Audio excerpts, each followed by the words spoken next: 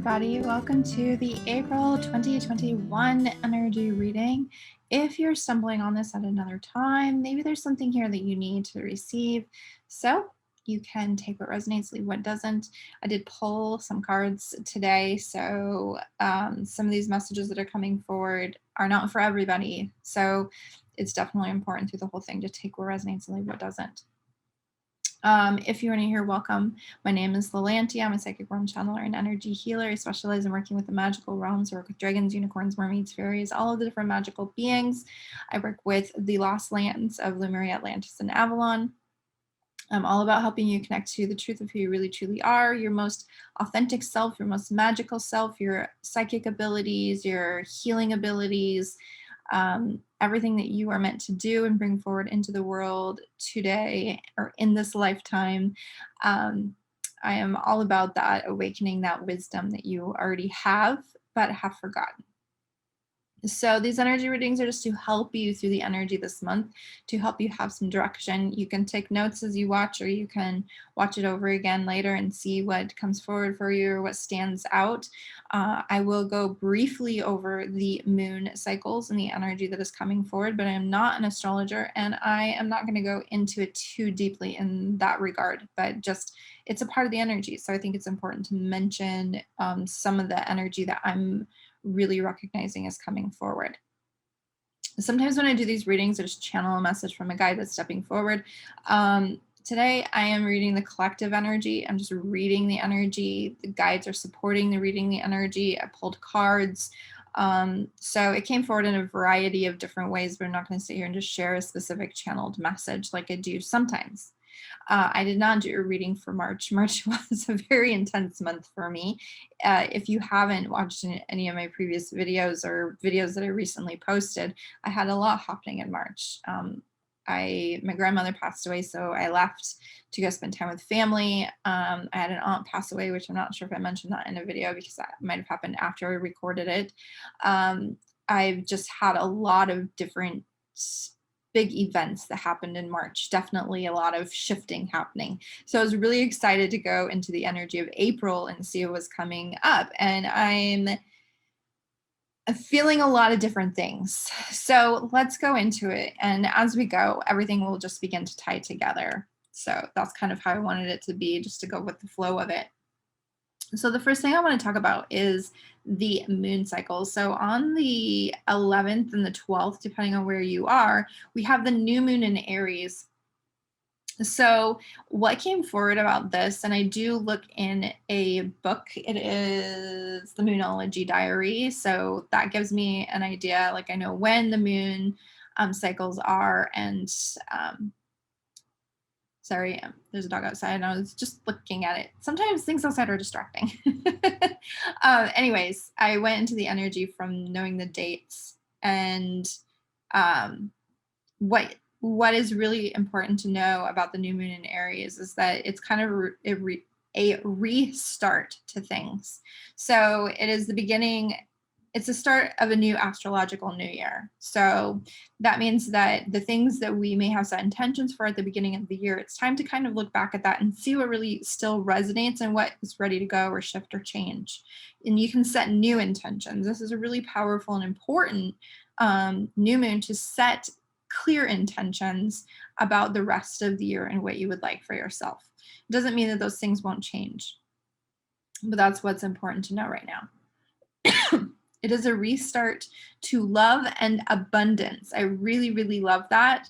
And it actually ties into something else in one of the cards that I pulled. So we'll come back to that as well. We also have an energy here that is like that embodying the feminine within ourselves. You don't have to be female identifying. Everybody has feminine energy within them, but for women especially, that rising into that energy is coming up really strong for this new moon. So it is an especially powerful new moon and important to connect with it. But our full moon that is on the 27th is in Scorpio, and it's a super full moon. So it is also a very intense energy, a very, very powerful energy. And it's kind of bringing us to our shadows a little bit, and those intentions that we set in the new moon, then we're going to want to look at those and see where we have fears that are kind of coming up in those 2 weeks. What fears started to rise in you that it's time to like let those fears go. Okay, you've had some time to sit on it. Now it's time to release those fears and beliefs, limiting beliefs, whatever is kind of holding you back from those intentions coming your way, or for you really creating that and trusting in that path. Does have some energy around going into the shadows a bit. So some shadow work maybe happening around that super full moon on the 27th. Let's see, forgiveness is a big energy. Now, I would say that forgiveness has been a repeating thing that has been happening with our full moons this year. And at the time of recording this, we're just about going into a full moon for March, and it's also about forgiveness. So when it came up again, I was like, oh my goodness, like what is the deal with forgiveness? But it seems to be a really repeating energy that's just important for us to really go into forgiveness. I guess collectively we're releasing a lot of different things. So and also another thing that's coming up around this full moon is looking at the lessons that you've learned and really deepening into those lessons. Now, this kind of came up for me, unrelated to this reading completely, but it came up to me, the things that I'm going through, to look at how I'm learning from them, and not just like mentally acknowledging it, but writing it down and journaling in depth about what I'm learning from the things that I am going through. What have I learned in each of these different experiences? And really anchoring that energy of truly learning it, because so often it's like, oh, that was a lesson, I understand it was a lesson, we let it go, but we don't really go into it as much as we could. So the energy that is coming forward for this month, just in brief, excuse me, is connection to our wisdom, our intuition, and our power. So especially women, that energy of rising, or women identifying, that energy of rising into who we are, really owning that feminine energy within us.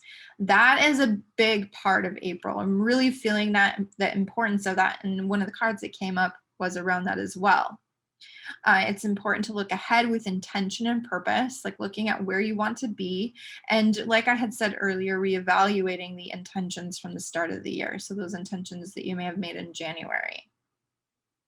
Now the cards that came up, I'm going to start with the tarot cards that came up. Now I don't like to draw like a trillion cards. I like to just have a few things to really focus on that energy, instead of it being like so much stuff that it's like you have to really figure out what is most important. You should know as I'm talking about it, or you can kind of remain open to it. Maybe you don't know, especially with this first card. So the first card is the Two of Cups. Now I really like this because we have the two hands coming together. And so this is about like coming together with another person, and it doesn't have to be a romantic relationship, but it's some kind of partnership. So it can be a partnership in business, it can be a friendship. It is a really good card for relationships. So if you are feeling like maybe a romantic partner is coming in, or maybe you're deepening a connection with a romantic partner and that's a part of something that you're already working on, then this is a really good sign for you. Now, for others, maybe romance is not something that you are going into or wanting or whatever. Not that it won't come into your life anyways, but maybe that's not resonating with you. And that can be partnerships with others in other ways. And I have said since the beginning of the year that 2021 is about community and connection with others. So maybe there is some kind of, I don't know, thing that you're going to do with another person, or you're going to be asked to be a guest somewhere. But I do want to say, that the energy of this to me feels like a deep bond. So it doesn't feel like this is just a casual business relationship that you do one thing together and you never speak again. This is a deep bond energy. So whatever it is, it may start as something that may seem like it's not that big of a deal. Like maybe you're a guest on somebody's podcast, but you guys actually hit it off and you become really, really close friends and have a deep bond.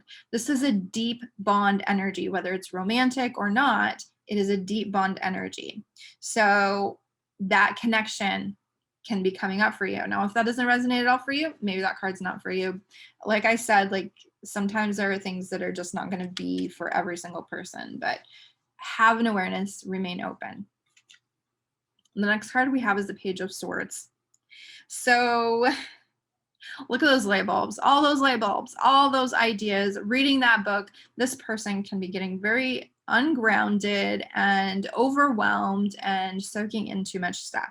So it's good to be learning a lot of things. Awareness here is to make sure that you're grounding in this wisdom, that you're making space to really bring it down and into you and integrating that energy. Don't just be absorbing everything. Don't be signing up for all the programs. Pick one that really deeply resonates with you. Go into it with everything you have. Sometimes we overwhelm ourselves. We want to do all the things. It is really important to stay present. Now, overwhelm comes forward in the next card as well. So I think that that is a really important energy to be aware of. Do not let yourself get too overwhelmed. When you feel overwhelmed, like restructure things, make yourself some lists. Don't feel like you need to go into every single thing, and pick one or two things that are really important to you and go deep into those one or two things. So the next card that we have is the Ten of Wands. Now, this is the last of the tarot cards. I have some oracle cards that I'm going to share as well. But with the Ten of Wands, this is about overwhelm. This is about responsibility. This is about weighing yourself down. When I looked at this card, I also thought that this could mean travel. So that's not actually what Ten of Wands is about, but I kind of get that vibe. You may be traveling or moving to another location. But for the most part, this is about asking for help. It's about simplifying your life, about like releasing that overwhelm that you may be feeling, releasing the baggage. We have a lot of baggage here. And asking the universe for help. Did I say asking the universe for help? I feel like I said that twice. Maybe I said it in my head and out loud. I don't know. But anyways, it is important to ask the universe for help.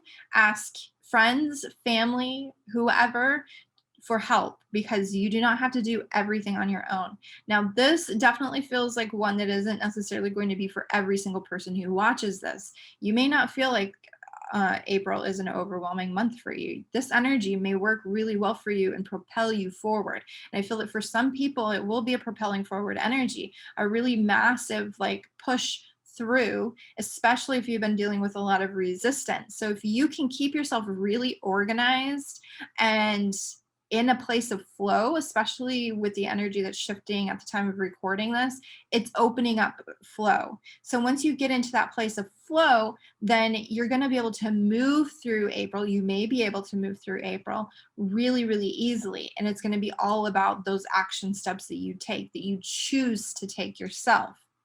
Now, for the oracle cards, the first one that I drew, and this is actually the first card that I drew for the whole month, and it is the Philosopher. Really, really love this one. And we have that learning again. And that connection to the wisdom that is within already also feels really important to mention. But I think that April is going to be a month of learning a lot of new things. Maybe a lot of new things collectively are coming forward. Maybe there's some big information that's going to be shared with the public. Maybe the government has some secrets that are going to be revealed or something like that.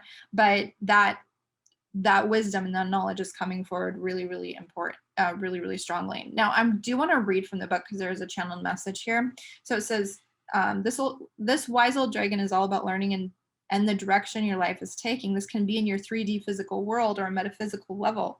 He shows up when you have been considering taking up any kind of study, whether you are returning to or continuing the formal education or undertaking personal or spiritual development. He came to me bringing a strong connection to Galileo and to the planets, the solar system, mathematics, and science. He says, one is never too old or young to learn. Set your sights high and reach for the stars, for you have much to gain from and to reveal to your learning partners.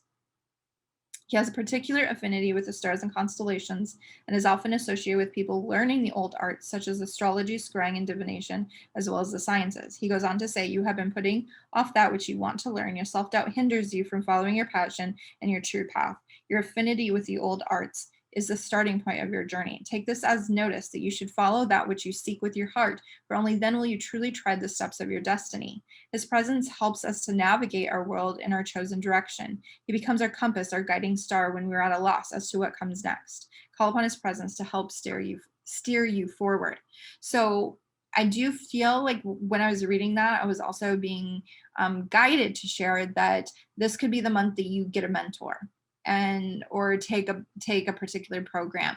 But because we kind of had the warning with the 10 of Wands and the Page of Swords, that you can get overwhelmed with things. So don't take too much. Don't put too much on your plate. What you go into, make sure that you have space for it, that you can make time to go into it. It doesn't mean that you need loads and loads of time for it, but you do need to make sure that you have enough time to properly go into it, make time for it, and integrate the energy and the information that is coming forward for you. So that energy of the philosopher and learning these new things and connecting to this stuff, it also feels very deeply connected to connecting to your own wisdom, this wisdom that is already within you from your lifetimes of experiences. You have so much within you already, so many things that you already know. And the more you can connect to that, then the more you can bring that forward in a place of purpose and living your life in alignment with who you really truly are. And that is what I do when I work with people, when I mentor people. It's about that wisdom that you already hold within you. And yes, I can share my wisdom, I can share my beliefs, and I can channel and all of these different things to help you to understand that. But in the end, it's all about that connecting to your own wisdom and who you are. And really, that's what I want to do. I want to activate that within you so that you remember.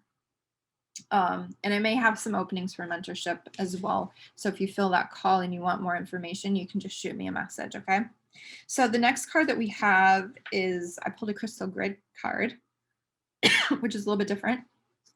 But I really liked working with these in the weekly reading. So I decided to use them again. And we actually had a card come up again. This is a card that came up in a weekly reading, and it is Insights. And that is working with Iolite. So Iolite is an amazing visual, like working on seeing visually crystal.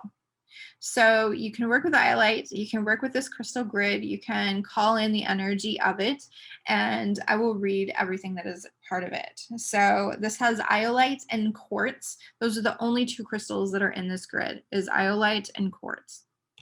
At least that's what it says in the book. So Iolite is a stone of spiritual insight. Do you have a particular problem you need to shed some light on? Or are you in need of assistance in focusing on what it is you need in your life? So when remember that I had talked about that, looking to the future and what you want to create for yourself. This is an amazing, Iolite is an amazing crystal to work with. This grid is amazing for being able to see into that as well. Whatever the issue, Iolite is a beautiful stone to work with. It is an excellent aid for shamanic journeying or meditating to help you visualize. And then allowing you to understand what you see. When we meditate our journey, we sometimes feel we are making it up, and then our logical mind steps in. Trust is key here in having a visual journey. It's a good practice to start with recorded meditations journeys that help you visualize what you need to.